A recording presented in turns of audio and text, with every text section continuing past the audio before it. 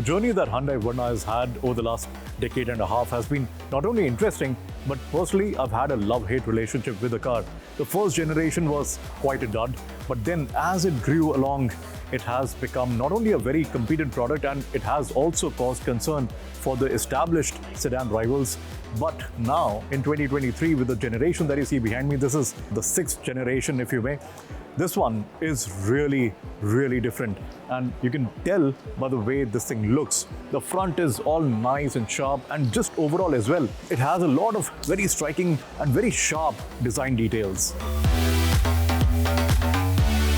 Now, in terms of the platform, this is an all-new architecture, and this is also going to be used in the Elantra. Of course, it's going to be in an extended form, but this one is a completely new architecture that Hyundai has devised.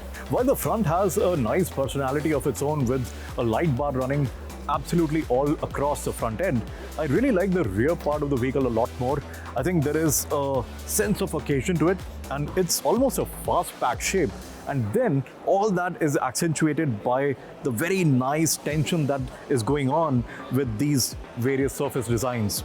Now, if you notice the light bar at the back as well, the red light bar that is, it's almost similar to what you see on the Venue. And then these individual LEDs, they form together the stop lamp function. And when it will come on, it's really going to look very smart.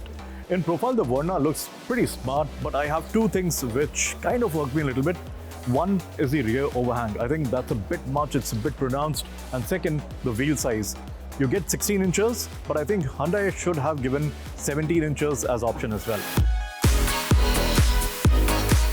Step inside and you see a complete departure in terms of the way the cabin has been executed from the Vernas of the past. Now, of course, this is a new generation, and that is reflected in the way the interiors have been laid out.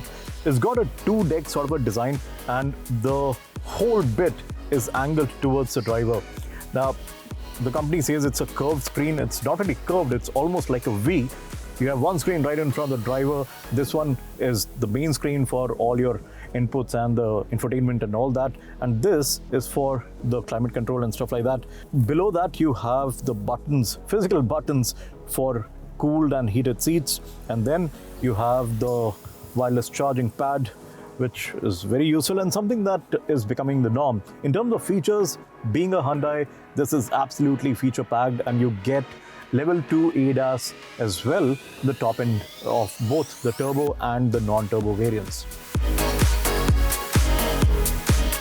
On ADAS, because this comes in at the L2 level, it has the typical L2 affair, which is lane keep assist, it has forward collision warning, and it also gets adaptive cruise control. So all the regular suite that makes up the L2 variant is available in this. In terms of the upholstery and the finishing, you get a dual tone treatment in the non-turbo model, and in the turbo model, it's an all black treatment with red accents. So yeah, you get a little bit of sportiness in that, whereas this is more elegant and it's a little bit more plush feeling. Space was always a bit of a concern whenever you bought the Verna, but things have definitely improved in here. You have ample amount of space. In terms of the length, this has grown a little bit. It's a little over 4.5 meters in length, and even for a fairly tall person, sitting behind an equally tall person should not be all that difficult. In terms of overall practicality, you have enough and more room on the inside. You have decent amount of luggage space as well. So you get the whole game of practicality going in a nice way. Not much has changed in terms of the engine. This is the same 1.5 litre petrol that you get from the previous generation as well. The same injection, the same aspiration, but there is a new 1.5 litre engine which is in the turbo model. The standard 1.5 petrol engine makes about 115 horsepower. This one, which is the turbo model, makes about 160 horsepower. And in terms of pricing, the Verna starts from 1.1 million Indian rupees and goes all the way up to 1.7 million Indian rupees. The sedan segment in India has been kind of static at about 11% of the total volume. But with the introduction of cars like the Volkswagen Virtus, Skoda Slavia, and also the new Honda City that has just been launched, this segment is seeing almost a kind of revival of sorts. And with the Verna, with its very flashy looks and also a more rounded appeal because it's a nicely packaged car, things are going to get a little bit more exciting.